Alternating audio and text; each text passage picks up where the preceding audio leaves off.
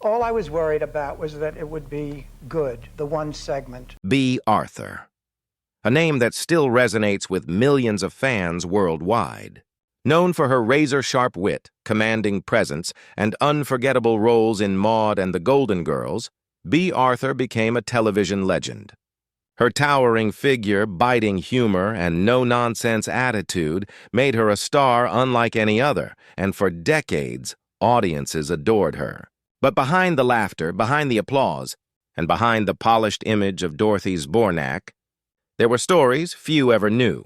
In recent years, long after her passing, surprising revelations have come to light, details that left fans stunned.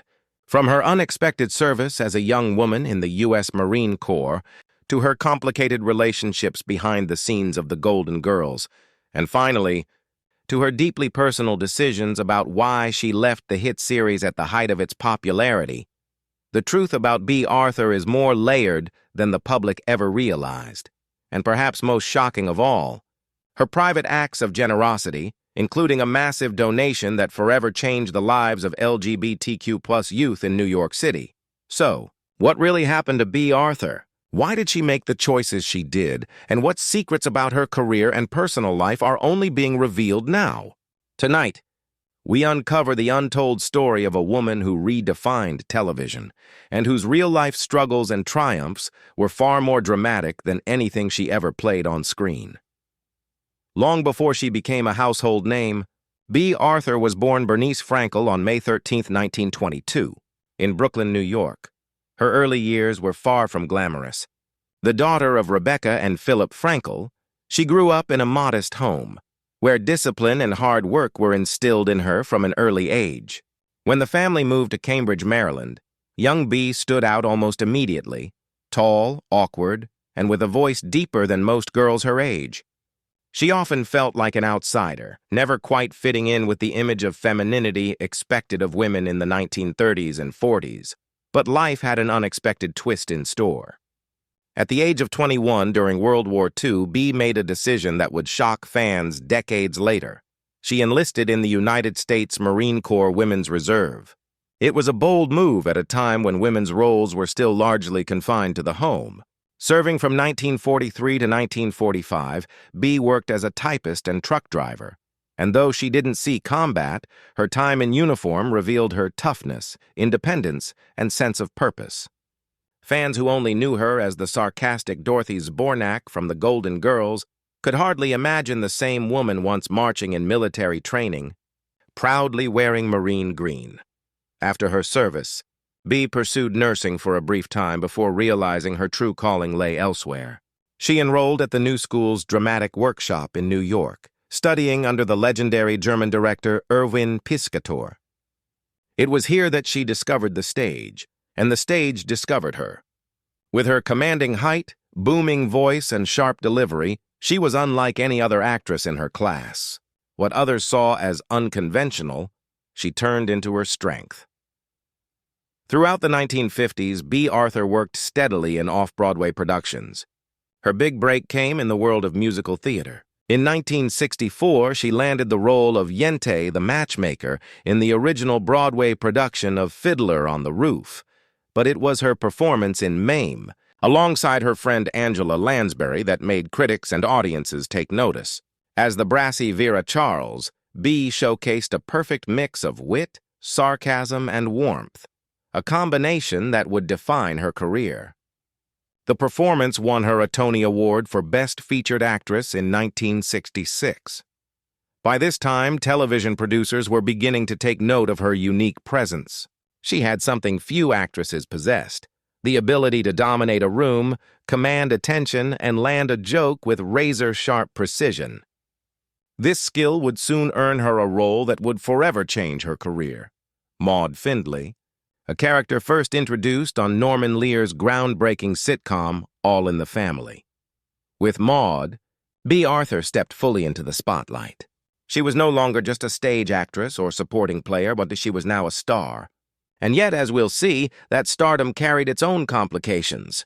From her rise as a feminist icon on television to the conflicts and challenges she faced, Bea Arthur's journey was only just beginning. By the early 1970s, American television was beginning to change. Audiences were ready for stories that reflected the turbulent realities of the time, the Vietnam War, civil rights, women's liberation. And into this cultural shift stepped Bea Arthur, who, with her sharp tongue and commanding presence, was tailor-made to challenge the status quo. Her character, Maude Findlay, first appeared in 1971 on Norman Lear's All in the Family. As Edith Bunker's liberal cousin, Maude was the perfect foil to Archie Bunker's conservative bluster. With her booming voice and uncompromising opinions, she instantly captured attention. Viewers responded so strongly that within a year, Bea Arthur had her own spin-off series, simply titled Maude. Premiering in 1972, Maude was unlike anything else on television. Here was a middle-aged, outspoken woman unapologetically tackling topics that network television usually avoided: women's rights, alcoholism, racism, and especially reproductive choice. In one of the most controversial episodes of the decade, Maude became pregnant at age 47 and chose to have an abortion. Airing just months before Roe v. Wade, the episode sparked outrage and praise in equal measure, firmly establishing Bea Arthur as a cultural lightning rod. For 6 seasons, Bea carried Maude with a mix of sharp comedy and raw, emotional honesty. She wasn't the glamorous Hollywood type. She wasn't a demure housewife. She was strong, independent, and utterly unapologetic, a figure that gave voice to millions of women who had rarely seen themselves represented on screen. Critics lauded her performance, and in 1977 she won the Emmy Award for Outstanding Lead Actress in a Comedy Series. But after 141 episodes, Bea felt she had taken the character as far as she could. In 1978, she chose to walk away, despite the show's success. Some wondered if her career might slow down after leaving such a defining role. Instead, she prepared for an even bigger chapter. In the 1980s, television was once again ready for change, and this time, it came in the form of 4 older women living together in Miami. When NBC began developing The Golden Girls, producers immediately thought of Bea Arthur for the role of Dorothy Zbornak. Initially, she hesitated. She wasn't sure if audiences wanted to see a sitcom about women in their 50s and 60s. But once she read the script, and once Rue McClanahan and Betty White were confirmed to join the cast, she agreed. It was a decision that would define her legacy. From the very first episode in 1985, the Golden Girls became a cultural phenomenon. Dorothy, with her biting sarcasm, towering presence, and constant exasperation at her mother Sophia, became one of television's most iconic characters. Bea Arthur brought depth and vulnerability to Dorothy, balancing humor with genuine emotion. Audiences loved her for it, and once again she won an Emmy, making her one of the few actresses to claim the award for 2 different comedy roles. Through Maude and the Golden Girls, Bea Arthur broke barriers. She proved that television could be bold, political, and still make audiences laugh. She showed that middle-aged and older women could be leading stars, not just background characters. And she cemented her reputation as one of the sharpest, most fearless voices in American entertainment. But while the laughter on screen was effortless, behind the scenes of the Golden Girls things were more complicated. Tensions with castmates, especially Betty White, would spark stories that fans still struggled to believe. Stories that reveal the other side of Bea Arthur's brilliance and intensity. On screen, The Golden Girls was a picture of friendship. Dorothy, Rose, Blanche, and Sophia laughed, argued, and supported one another in ways that made audiences feel like part of the family. But behind the curtain, the reality was more complicated, and at times, far less golden. For Bea Arthur, stepping into Dorothy Zbornak was both a triumph and a challenge. The role gave her a new generation of fans, solidified her status as a television icon, and earned her an Emmy. Yet as the years went on, it also brought frustrations. One of the most persistent stories involved Bea's relationship with her co-star Betty White. Fans adored their chemistry on screen, but off-screen the 2 women often clashed. Betty White, ever cheerful and warm, had a habit of engaging directly with the live studio audience, sometimes drawing laughter or applause that lingered long after her lines. To Bea Arthur, Trained in theater and preferring tighter timing, this came across as unprofessional. According to producers, Bea could be cutting in her criticism, even using harsh words to vent her frustrations. Their differences weren't just professional.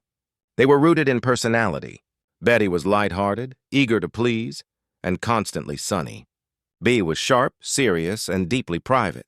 The two respected one another's talent, but friendship off-screen was elusive. For years, fans assumed the camaraderie on the show reflected real life. The truth, revealed later by producers and castmates, stunned audiences. The bond was largely an act.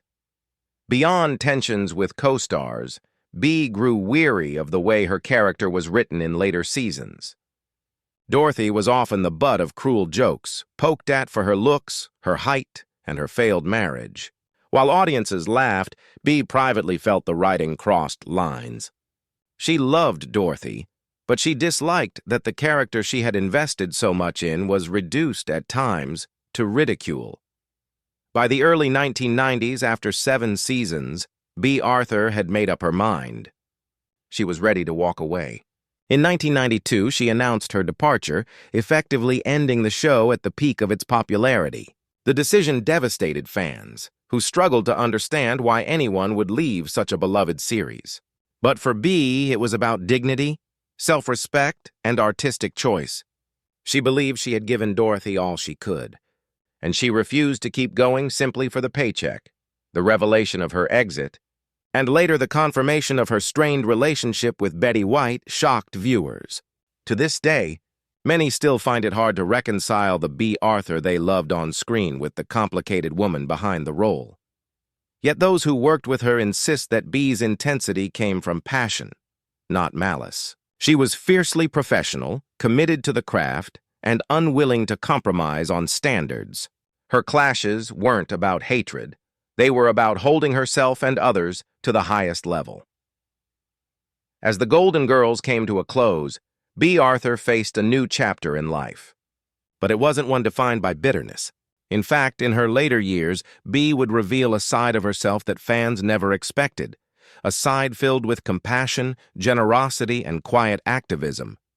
And that, perhaps more than any sitcom, would become her truest legacy. After leaving the Golden Girls in 1992, Bea Arthur might have faded quietly into retirement. Instead, she chose a different path, one that revealed a side of herself fans had never fully seen. Bea continued performing, appearing in television specials on stage, and even lending her voice to animated projects. But her focus shifted increasingly toward her personal passions and private causes. Behind her sharp-tongued persona was a woman of deep empathy, and in her later years, she used her platform to support those who needed it most. One of the most remarkable revelations came after her death. In her will, Bea left $300,000 to the Ali Forney Center in New York, an organization dedicated to providing shelter and support for homeless LGBTQ+ youth. For years, she had quietly supported the cause, speaking out about the struggles faced by young people cast aside by their families. That gift became instrumental in the opening of the Bea Arthur residence in Manhattan, which continues to provide housing and hope to countless individuals. Fans who knew her only as Dorothy Zbornak were stunned to discover the depth of her generosity and the impact she had on real lives beyond the screen. Her activism, however, wasn't new. Throughout her life, Bea had aligned herself with progressive causes, much like the characters she played. From women's rights to LGBTQ+ equality, she lent her voice to movements that, at times, were controversial. What made her support powerful was her consistency. She didn't just play strong women on television. She embodied those values off-screen. As her health declined in the 2000s, Bea remained largely private. In April 2009, she passed away at the age of 86 from cancer, surrounded by family in her Los Angeles home. The news stunned the world. Tributes poured in, not only from fans and colleagues, but also from advocacy groups and communities touched by her generosity. For many, it was the first time they realized the full scope of who Bea Arthur truly was. She wasn't just the sarcastic Dorothy or the outspoken Maude. She was a veteran who had served her country when few women did. She was an actress who broke barriers, proving that women of all ages could lead powerful, successful television shows. She was a philanthropist who gave without seeking recognition. And she was, above all, a woman who lived by her own rules, unafraid of how the world might judge her. The revelations about her strained relationships behind the scenes and her decision to walk away from the Golden Girls may have surprised fans. But what truly left them in awe was the enduring impact of her kindness, a legacy that continues to live on. In the end, Bea Arthur's story is one of contradictions that make sense only when seen together. Sharp but compassionate, private but outspoken, fierce but deeply caring. Fans can hardly believe all that she accomplished and gave, because her greatest acts often happened away from the spotlight. And perhaps that's the ultimate truth about Bea Arthur. Her most memorable role wasn't one crafted by a script or performed on stage. It was the role she lived in real life, a woman of strength, conviction, and heart, who left the world better than she found it. Music swells, closing shot of Bea Arthur smiling, fade to black.